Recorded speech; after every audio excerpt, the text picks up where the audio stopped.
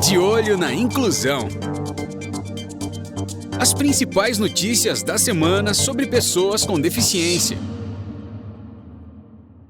Olá, seja bem-vindo, bem-vinda ao programa De Olho na Inclusão desta sexta-feira, 12 de abril de 2024. Aqui você fica por dentro das principais notícias sobre inclusão, acessibilidade e pessoas com deficiência.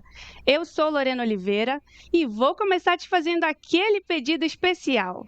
Deixe seu like, clique no botão gostei aqui embaixo e compartilhe esse vídeo com todo mundo, seus amigos, seus familiares, suas redes sociais. E é claro, se você ainda não está inscrito aqui no canal ANCB na Rede, se inscreva e ative o sininho para não perder nenhum conteúdo quando a gente posta por aqui.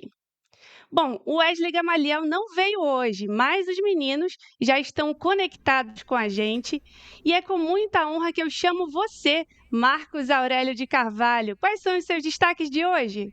Olá, Lorena, seja bem-vinda. Lorena, que é uma talentosa integrante da nossa equipe de jornalismo da UNCB. Obrigado pelo menino, né? Muito bom. Depois de 62 anos de vida, 3 filhas e 3 netos, ser chamado de menino é uma grande honra. Lorena e telespectadores, não percam uma entrevista no final do nosso programa com Flávio Oliveira. Ele é escritor, doutor em educação pela Universidade Federal de Minas Gerais e lançou um livro muito interessante sobre a produção dos sentidos, como é que produz sentidos e percebe os sentidos, né? Os sentidos que nós temos através de entrevistas. Ele conseguiu isso através das entrevistas com famosos músicos cegos de Belo Horizonte. É um estudo muito interessante sobre sentidos e memórias na vida de músicos cegos. E também, aplicativo de atividade física para pessoas com deficiência chegará ao Brasil, para a alegria de atletas como Lorena, Aguinaldo e outros mais. Esse aplicativo, você vai saber os detalhes daqui a pouco. E ainda hoje no programa, 12ª Conferência dos Direitos das Crianças e Adolescentes, vocês se lembram que eu cobri na semana passada em Brasília, e tem uma entrevista que é, na verdade, um balanço com estatísticas muito significativas da representatividade do encontro. Não percam, eu trago tudo isso já já. Daqui a pouquinho você vai ficar com essas notícias aí do Marcos Aurélio e muito mais. Mas agora ele também está por aqui para trazer notícias boas ou não tão boas para nós, hein? Aguinaldo Borcati, seus destaques. Olá, Lorena Oliveira, olá, Marcos Aurélio de Carvalho, olá, gente boa e qualificada, sempre de olho na inclusão aqui junto com a gente. Que bom te ver por aqui, Lorena. Eu que conheci o De Olho na Inclusão, com você apresentando hoje, a gente está junto por aqui, muito legal. Olha só, os meus destaques, uma iniciativa inédita. O Banco do Brasil lança cartão de crédito e débito em Braille. O lançamento aconteceu, inclusive, no Dia Nacional do Braille. Daqui a pouco, todos os detalhes.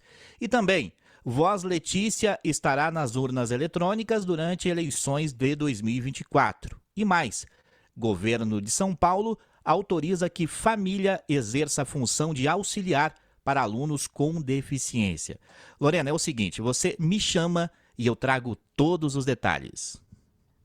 Opa, então fica ligado aí, que daqui a pouco eu te chamo, porque agora o recado vai para você que está aí do outro lado da telinha nos acompanhando.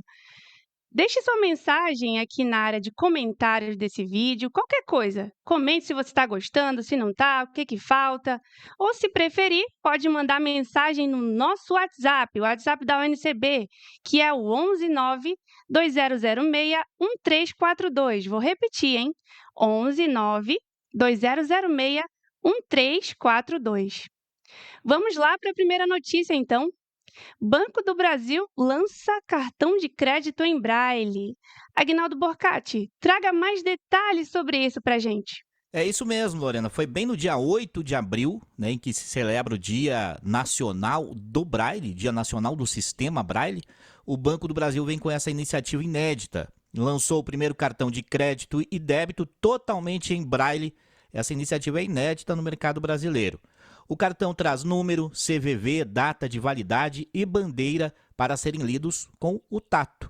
Os clientes com deficiência visual também vão receber um manual com instruções sobre o cartão, sua forma de desbloqueio e um porta-cartão com os seus dados completos.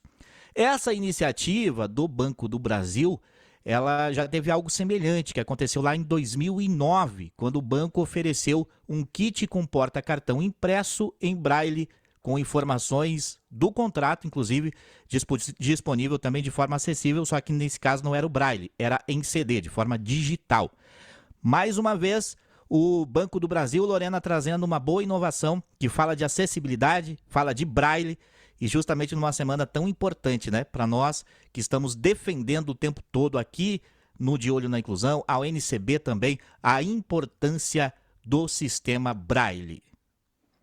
Realmente, essa semana, né, segunda-feira foi o Dia Nacional do Braille, então essa notícia veio a calhar, Aguinaldo Borcati. Mas a Nubank já tinha feito isso, aliás, colocado, né, o primeiro nome da pessoa ou os 4 últimos dígitos no cartão, só que essa iniciativa do BB realmente é inédita, né? Teremos todos os dados ali corretamente, como a gente merece, né? Nossa autonomia. É o dinheiro público bem usado, Lorena.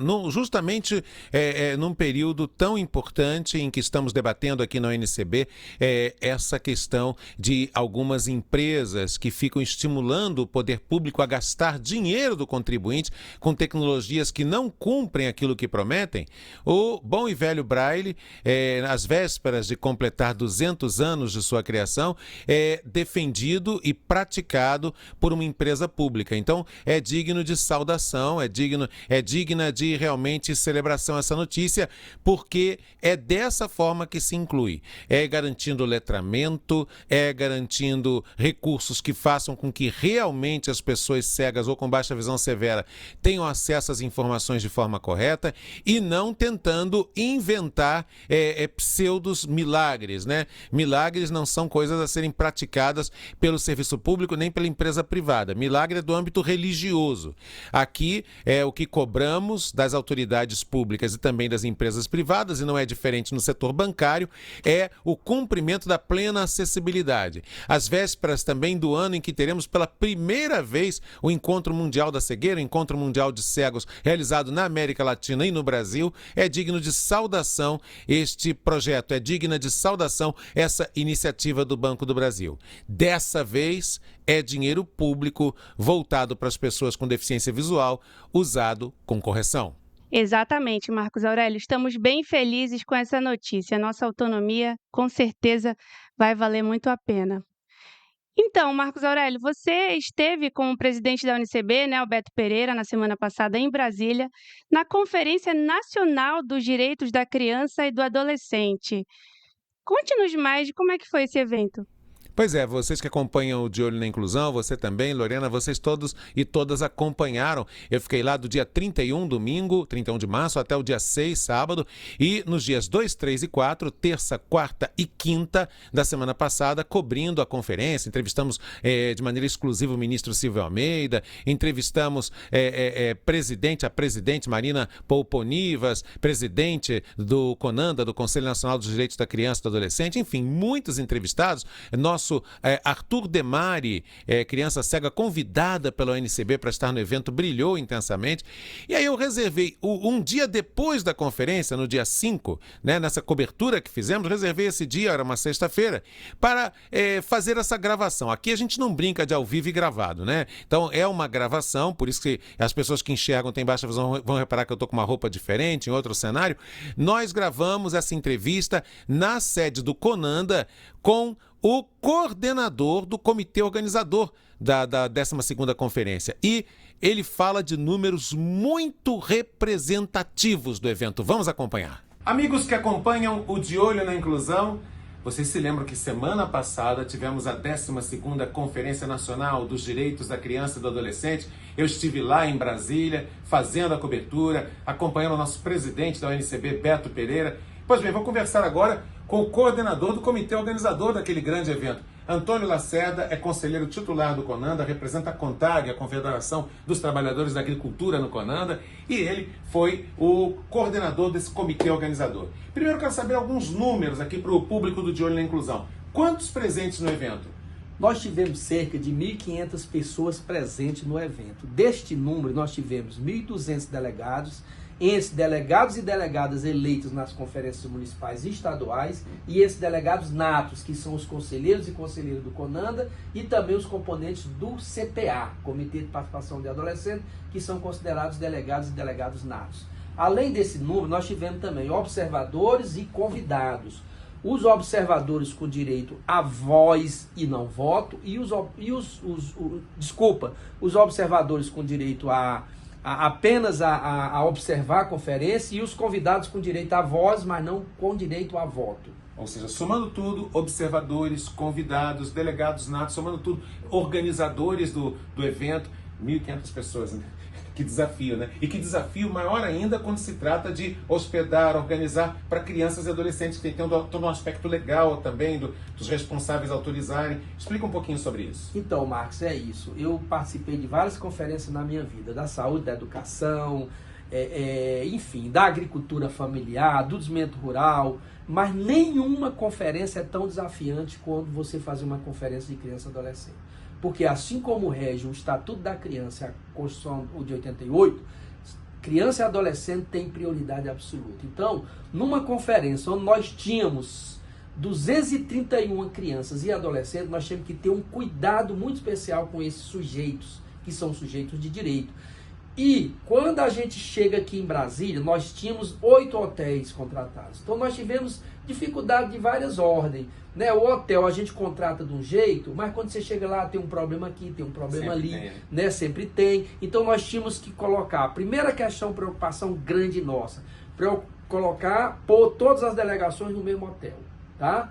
Segunda preocupação, que Ou seja, todas que as as pessoas de uma crianças mesma delegação, do mesmo estado, ficassem no mesmo hotel. mesmo hotel. Segunda grande preocupação é que as crianças e adolescentes ficassem juntas ali, né?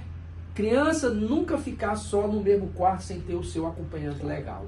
E os adolescentes daquele estado ficarem sempre no mesmo hotel e em quarto próximo, também próximo dos acompanhantes. Porque você sabe, todos esses sujeitos, por lei, eles têm direito de serem, né, acompanhados, de serem protegidos. E a nossa grande preocupação primeiro foi com esse sujeito, criança e adolescente, para que nada pudesse acontecer a eles. Bom, e tem um outro detalhe muito importante, vocês telespectadores do De Olho na Inclusão, que tem a ver com o nosso segmento, que é a questão não só de crianças, né, com deficiência, com as mais variadas deficiências, mas também adultos que vieram como acompanhantes, muitos deles vieram também como conselheiros, como é o caso do nosso conselheiro Beto Pereira, que é presidente do ONCB, conselheiro do CONANDA, que é cego. Então, como é que foi essa coisa de organizar para que também fosse um evento, do ponto de vista da hospedagem, da instalação, acessível e inclusivo? Essa foi uma grande preocupação. Nós estamos com um ano, porque a conferência começou mais de um ano. Quando a gente fala conferência nacional, a gente está falando da etapa nacional. Mas a conferência começou há um ano, com as etapas municipais e as estaduais. E lá no início, quando nós fomos definir, elaborar o documento orientador e o regimento interno, uma grande preocupação nossa foi com a acessibilidade. Nós tínhamos aqui 17 pessoas com deficiência, tá? Desse público, nós tivemos 17 com deficiência, então nós tivemos todo um cuidado de, nas salas, ter sempre, né, os tradutores de Libra, enfim, e ter todo no espaço físico, todos esses cuidados com a questão da acessibilidade. Inclusive, quero destacar aqui a participação do conselheiro Beto, da ONCB, né, que ajudou em toda a elaboração desse documento, do orientador, do regimento interno, e sempre no conselho nos alertava permanentemente para que a gente tivesse esse cuidado muito importante. Para além disso, Marco, para além do cuidado com as pessoas, nós tivemos todo o cuidado de que nos 5 eixos da conferência, que vai da proteção, a questão do financiamento, a questão da participação social, a questão da inclusão, como temas nesses eixos, né? Todos a gente tivesse presente nisso. Isso tivemos uma contribuição muito importante do conselheiro Beto, que ele sempre nos debates aqui na Assembleia do CONANDA, nos alertava e nos provocava que a gente não esquecesse desse segmento. Quando o Antônio fala de eixo, só explicando para todos vocês, é aquilo que em alguns movimentos sociais a gente chama de os painéis temáticos, né? Em outros a gente chama de os grupos de trabalho temáticos, enfim, são grupos que se reúnem, que escolheram previamente que tema queriam debater, se reúnem por temas em diferentes salas, né, isso acontece nos dias prévios ao dia final, plenário final do evento. Vocês acompanharam aqui, muito obrigado. Aliás, o conselheiro Beto Pereira, presidente do NCB, me falou sobre isso, sobre como foi importante o trabalho de articulação seu e de toda a equipe organizadora. Muito obrigado. Antônio Lacerda, que é conselheiro titular do CONANDA, do Conselho Nacional dos Direitos da Criança e do Adolescente, e que também foi o coordenador do comitê organizador da 12ª Conferência Nacional dos Direitos da Criança e do Adolescente. Ele conversou com a gente aqui no nosso De Olho na Inclusão. Obrigada, Marcos Aurélio. Você e suas entrevistas sempre muito legais, muito produtivas e trazendo bastante informação aí pra gente, né, claro. Bom, eleições 2024. Teremos nova voz sintetizada nas urnas eletrônicas para auxiliar pessoas cegas e com baixa visão. Que voz será essa, Aguinaldo Borcati? Eu vou contar tudo a partir de agora, Lorena. Vou falar sobre eleições, mas não é sobre aquele papo, né, de quem vai ser candidato, quem não vai ser candidato. Eu vou falar sobre acessibilidade nas eleições. Porque as urnas eletrônicas terão uma nova voz sintetizada para auxiliar pessoas cegas e com baixa visão nas eleições municipais desse ano, de 2024. A voz tem o nome de Letícia e foi desenvolvida a partir de gravações da voz da cantora, atriz e escritora Sarah Bentes. Ela tem deficiência visual e participou voluntariamente, olha só, de 30 horas de gravação em estúdio, num estúdio profissional, para viabilizar a criação da ferramenta. Letícia também pode ser utilizada em computadores com o software NVDA ou em celulares com o sistema operacional Android. E é claro, né, Lorena, que a ONCB e nós aqui De Olho na Inclusão vamos estar acompanhando as eleições para ver se de fato vai ter acessibilidade na hora das pessoas com deficiência exercerem o seu sagrado direito ao voto. Eu já estou ansiosa, viu, para ouvir essa voz, inclusive porque a Sara é minha amiga pessoal, já fiz várias entrevistas com ela, um beijo para ela. E é isso, né? Vamos aguardar para ver como é que vai ser isso. Agora, notícia que vai deixar muito atleta com deficiência feliz por aí, hein? Aplicativo de atividade física para pessoas com deficiência chegará ao Brasil. Marcos Aurélio, fala mais sobre essa novidade pra gente. Inclusive, sei que uma das pessoas felizes é a atleta e jornalista Lorena Oliveira com essa notícia. É isso, gente. A empresa britânica Accexercise promete trazer para o mercado brasileiro, no segundo semestre já deste ano, um aplicativo para auxiliar pessoas com deficiência a realizar atividades físicas. Sim, é isso mesmo. Vai chegar já no segundo semestre desse ano, promete a Accexercise. O serviço, gente, oferece o que eles chamam de uma biblioteca de exercícios adaptados e promete promover a troca de experiências entre seus usuários. Segundo o portal Diário PCD, a companhia responsável pelo app, foi fundada por Ali Jawad, que é medalhista paralímpico britânico, e pelo ex-velejador Sam Brady. A iniciativa para trazer o serviço para o Brasil é realizada numa parceria com a ANDE, que é a Associação Nacional de Desporto para Pessoas com Deficiência. Então, parabéns aí para o Sam Brady e para o Ali Jawad pela iniciativa e para a empresa também Accexercise. Novidade que será ótima para atletas como você, hein, Lorena? Eu não consigo esconder, gente. Eu estou bem feliz com essa notícia, porque eu tenho usado um aplicativo de pessoas sem deficiência e é muito inacessível. Chama Strava. Quem quiser dar uma verificada depois, né? Quem for atleta aí. E é muito ruim, mas tem comunidades, tem desafios, tem os nossos pace quando a gente corre, né? Os tempos. Então, agora, com esse aplicativo que está chegando aí pra gente, a gente vai ter tudo isso e vai poder interagir com pessoas com deficiência também, né? Teremos tudo isso de forma acessível. Eu estou bem feliz com essa novidade, realmente. Agora, atenção para essa notícia. Olha, governo de São Paulo autoriza auxiliar particular para aluno com deficiência. Aguinaldo, como é que vai ser isso, hein? Pois é, esse é um decreto, né, do governador Tarcísio de Freitas, de São Paulo, que autorizou familiares de estudantes com deficiência a oferecerem um atendente pessoal para esses alunos nas escolas estaduais. Está gerando alguma polêmica, está dando o que falar. Segundo a Folha de São Paulo, a medida dividiu especialistas em educação inclusiva e também ativistas. Parte dos consultados apontou que ela fere a Lei Brasileira de Inclusão, que diz ser responsabilidade do Estado assegurar as condições necessárias para o pleno acesso e aprendizagem dos estudantes com deficiência. Por outro lado, a deputada estadual Andréia Werner, mãe de adolescente com autismo, vinha já cobrando há algum tempo a autorização para que seu filho tivesse acompanhamento na escola. Segundo a Secretaria Estadual de Educação, os alunos vão continuar sendo atendidos por professores do atendimento educacional especializado, contratados pelo Estado, e o auxílio dos pais seria apenas complementar, Lorena. Eu não sei não, hein? Esse tema é bem polêmico. Por enquanto, eu nem vou expressar minha opinião, porque tem a questão dos alunos que não têm condições, né, de pagar um auxiliar desse aí, como é que fica a questão deles.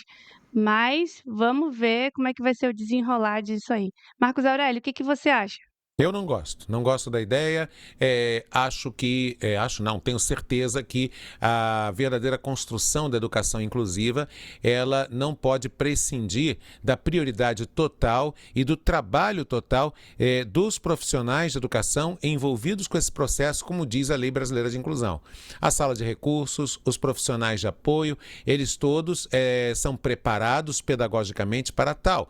E isso cria também uma desigualdade na relação, né? Porque, como você mesma disse, nem todo mundo vai ter condição de estar monitorando, presente no dia a dia. Claro que os pais não só podem, como devem, apoiar no processo educacional de crianças, no dever de casa, no acompanhamento em casa, mas na escola é muito importante, inclusive para a própria socialização da criança, para a própria inclusão da criança nos relacionamentos, na aprendizagem das relações psicossociais, nas habilidades psicossociais, né, aquilo que se chama de soft skills em inglês, de habilidades blandas em espanhol, eles precisam conviver com os colegas, sem a monitoria dos pais. Os pais podem e devem orientar em casa, aconselhar, orientar, alertar sobre os perigos, mas essa relação deles com professores, orientadores e colegas deve acontecer com a leveza de uma liberdade de relação que construa a convivência coletiva. É na convivência coletiva que o estudante aprende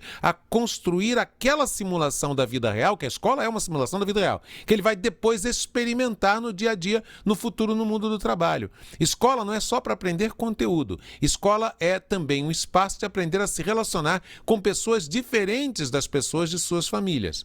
Para alguns riscos, mas também para muitos benefícios. Então, os alertas, as orientações, filho, cuidado com isso, com alguém que te diga aquilo, com alguém que faça isso. Importantíssimo esse tipo de orientação, mas ali no ambiente escolar, com raras exceções de uma reunião de pais e professores e tudo, mas no ambiente escolar, esses alunos com e sem deficiência devem interagir entre eles e com os profissionais treinados para tal. Qualquer outra coisa diferente disso pode cair numa espécie de politicagem, que na prática também promove a desigualdade, porque uns poderão, outros não. Concordo plenamente, me senti contemplada agora. E outra situação que alguns especialistas estão apontando também é uma possibilidade de haver conflito, né? Porque a Secretaria Estadual de Educação diz que os alunos vão continuar sendo atendidos por professores, por profissionais de atendimento educacional especializado. E aí também terão os acompanhantes. E aí pode criar uma situação de conflito sem saber qual que é a atribuição de um, qual que é a atribuição de outro. E o decreto do governo do Estado de São Paulo não deixa também isso muito claro. Então, também falta ao decreto clareza a respeito dessas atribuições, que também é fundamental para o bom desenvolvimento, né, educacional de cada aluno com deficiência. Muito bem, é isso, Aguinaldo. Também concordo com você. E vamos nessa, vamos ver no que tudo isso vai dar. Bom, a formação dos sentidos e da memória na vida de músicos cegos é tema de livro de um professor e escritor de Belo Horizonte. Confira agora na entrevista com Marcos Aurélio de Carvalho. Sentidos e memória.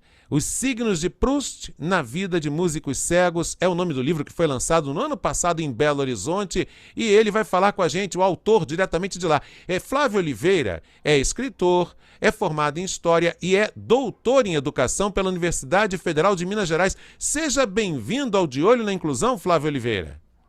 Olá, Marcos. Olá, telespectadores do De Olho na Inclusão. Uma alegria enorme estar aqui com vocês e motivo ainda de maior orgulho por ser um programa da ONCB, entidade pela qual eu tenho maior respeito, maior admiração. Muito obrigado pelo convite, viu, Marcos? Que bom.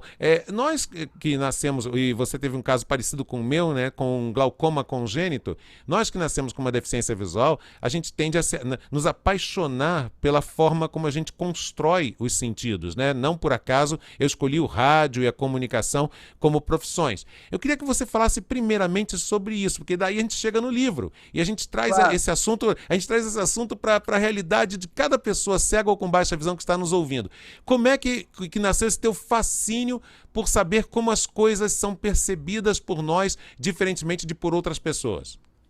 Então, eu acho que desde muito novo, sabe, Marcos, eu pensava nisso. Assim, algumas pessoas me falavam, como que você está enxergando? E eu não sabia explicar assim como, né? E eu sabia como era, mas eu é muito difícil de explicar para alguém assim, qual é a percepção que você tem de mundo, de cheiro, de som, de cor. Cada um tem a sua, e isso é muito individual. Então, eu passei a me interessar muito, né, pela questão, primeiro pela palavra, né? Eu sempre fui um leitor e sempre gostei dessa questão de como a linguagem é engendrada, né? Como ela é feita assim, para definir exatamente aquilo que está no pensamento. Uhum. E aí você ao escolheu mesmo esse tempo, tive um caminho, né? interesse muito grande pela questão da música, né? E fui muito cedo me envolver com música. E essas duas coisas acabaram resultando nesse trabalho, nos Sentidos de Memória, os Signos de Proust na Vida de Músicos Cegos. Conte um pouquinho sobre como você fez esse trabalho de pesquisa que resultou no livro, porque tem a ver com a história de 4 músicos de Belo Horizonte que são cegos, não é isso? Exatamente, exatamente. Belo Horizonte tem uma escola, né, um Instituto São Rafael, a escola para cegos aqui em Belo Horizonte, que foi fundada no ano de 1926, né? Então, no início, eu tinha muita vontade de entender como foi criada a comunidade de cegos em Belo Horizonte, de deficientes visuais, lá desde o início da cidade. Belo Horizonte é uma cidade que foi inaugurada no final do século XIX, né? Então, em 1926, era uma cidade ainda muito jovem. E eu queria saber como é que essa comunidade de cegos foi criada, e ela, obviamente, começou com a inauguração do Instituto São Rafael. Logo em seguida, meu interesse recaiu sobre os músicos do Instituto São Rafael. Então, eu direcionei a pesquisa para compreender como era a vida de músicos que pudessem representar a década de 1930, de 1940, 50 e 60. E eu escolhi para isso 4 músicos, né, que se formaram no Instituto São Rafael naquele período. Eram 3 homens e uma mulher. E os entrevistei, então. Essas entrevistas aconteceram ainda em 1995. Eram todos idosos, né? E é isso. Eu comecei pelas entrevistas com esses músicos. Eles me contaram, então, toda a vida deles. Foram entrevistas de história de vida, né? Longas entrevistas de história de vida com cada um. E eles foram me narrando, né, todo o envolvimento deles com a música, o amadurecimento deles enquanto pessoa também, né, enquanto indivíduos, enquanto cidadãos, enquanto músicos, artistas. E, em seguida, eu fiz a leitura dessas narrativas, cruzando as narrativas, né, com a obra de Marcel Proust. Marcel Proust, o escritor, né, francês, de Em Busca do Tempo Perdido, a famosa obra aí do início do século XX, Em Busca do Tempo Perdido, que ela mesma uma obra, uma narrativa baseada na memória e nos sentidos da percepção do narrador proustiano. E o que foi? Então, eu fiz a costura da narrativa dos meus músicos, os que eu entrevistei, com a obra do Proust. E qual foi a linha que me ajudou a fazer essa costura? Foi um trabalho do filósofo também francês, chamado Gilles Deleuze, que escreveu um trabalho, uma obra muito bonita, chamada Proust e os Signos, né? Nessa obra, Proust e os Signos, o Deleuze encontra 4 tipos de signos, né, que ele vai encontrar na obra do Proust. E eu fiz por onde encontrar também esses signos nas narrativas dos músicos que me deram os depoimentos de história de vida. Esses signos eram 4. Eram os signos mundanos, os signos amorosos, os signos sensíveis e os signos da arte. No final, a arte, para os meus músicos aqui, era, evidentemente, a música. É a Né? E ficou um comunicação. trabalho muito bonito. Um trabalho muito bonito, sem dúvida. É um dos principais, ou faz parte desses 4 elementos, digamos assim, de como, através desses signos, desses códigos, é feita a comunicação desses músicos, era feita a comunicação desses músicos cegos com a vida, com o mundo. Como que a música é um elemento de ligação e primeiro de perceber o sentido das coisas, depois de comunicar esse sentido através da própria música. Então, não por acaso, e confirme se eu estiver equivocado, você pode me desmentir à vontade, não por acaso a gente encontra tantas e tantas pessoas talentosas, cantores, instrumentistas, cegos ou com baixa visão, porque essa relação nossa com a formação de sentido através do som é fortíssima, não é? É por aí, né? Exatamente, exatamente. Então, eu fui, nas entrevistas, fui verificando como que esses músicos tinham a capacidade, né, de traduzir as sensações deles nas músicas e como também eles foram burilando o talento deles de música ou encontrando o talento musical deles através dos sentidos, né, através das sensações e das percepções que eles tinham ao longo da vida, não necessariamente com a música. Né? Então, foi esse o meu trabalho. O livro tem um epígrafe, né? 2 epígrafes que eu escolhi para abrir o livro. Epígrafe, né? Essa palavra, né? Aquela frase, né, que abre um livro, que não é a frase do autor, não é? Mas ela de certa forma, busca chamar a atenção para isso, né? Para o que vai ser dito no livro. E uma das epígrafes é assim: o amor é cego. Não, o que é uma coisa bela? O amor é cego, Ray Charles é cego, Stevie Wonder é cego e o Albino Hermeto não enxerga mesmo muito bem. Quem é? Caetano Veloso, em O Estrangeiro. Né? É aquela música que o Caetano começa. O amor é cego, sim. Ray Charles é cego, Stevie Wonder é cego e o Albino Hermeto não enxerga mesmo muito bem. É isso, né? Exatamente. Então, a gente pensa o que é uma coisa bela. Né? A outra epígrafe é do fotógrafo e filósofo cego Eugène Bauchard, que, inclusive, cedeu uma das suas fotos para ilustrar a capa do livro. Na epígrafe, que eu extraí de um livro dele chamado Le Voyeur Absolu, o Observador Absoluto, né, que não está traduzido para o português, a epígrafe diz assim: resta a música, o meu amor por ela é sem limites, mas eu posso também detestá-la quando penso que alguns quiseram fazê-la passar pela única felicidade dos cegos, quando ela era apenas uma promessa, sua única forma de participação social e, portanto, apenas uma promessa de felicidade. Né? Então é isso, né? Como que a música ela possibilitou, né, que os meus entrevistados aqui tivessem uma convivência social, né, que eles aprenderam a música no âmbito do Instituto São Rafael e, a partir de lá, eles puderam sair, né, para os diversos meandros da sociedade, para os diversos lugares onde eles puderam, então, encontrar suas relações sociais, amorosas, com a arte e tudo. Nem todas elas o tempo inteiro felizes, né? Mas foi a música que sempre transportou esses 4 músicos para a vida, né, A de modo música geral. foi a oportunidade. O que vai se fazer com essa oportunidade depende de uma série de circunstâncias, mas foi a oportunidade. Exatamente. Eu costumo dizer, quando sou entrevistado, que o rádio foi minha janela para o mundo, né? Do menino do Complexo Alemão, com deficiência visual. Eu diria, ouvindo você relatar sobre o seu livro, de que a música foi a janela e a porta desses 4 músicos para o mundo.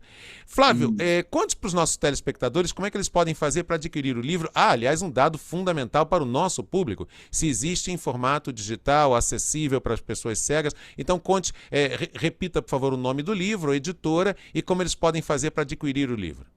Tá, primeiro, claro que sim, né? Ele está também em formato digital, no EPUB, né? É possível de ser lido no Kindle, né? Eu, por exemplo, leio muito livro no aplicativo Kindle, né? No celular. O livro se chama Sentidos e Memória, os signos de Proust na vida de músicos cegos, né? O autor sou eu, né? Flávio Oliveira, pela editora Dialética. Ele é possível de ser encontrado no site da editora Dialética, também na Amazon, e nas diversas livrarias virtuais, né, que a gente se encontra. Ele se encontra em formato físico e digital, né? São 172 páginas, e é isso. Ele custa, eu acho que a versão física custa R$ 69,90, e, se não me engano, a versão digital R$ 25,00. Eu acho que é isso. Flávio, uma honra ter você aqui no De Olho na Inclusão, uma honra poder conversar com essa cidade que eu amo tanto, que é Belo Horizonte, de tantas ótimas histórias Vem de nos vida. visitar. Isso, eu tenho uma ligação muito forte com Belo Horizonte, tanto na minha época que eu era repórter esportivo, quanto como professor, indo aí dar aulas, palestras. Eu gosto muito. Eu tenho certeza que o telespectador do De Olho na Inclusão, que conhece BH, também é apaixonado por BH. Parabéns pelo livro, parabéns pelo trabalho.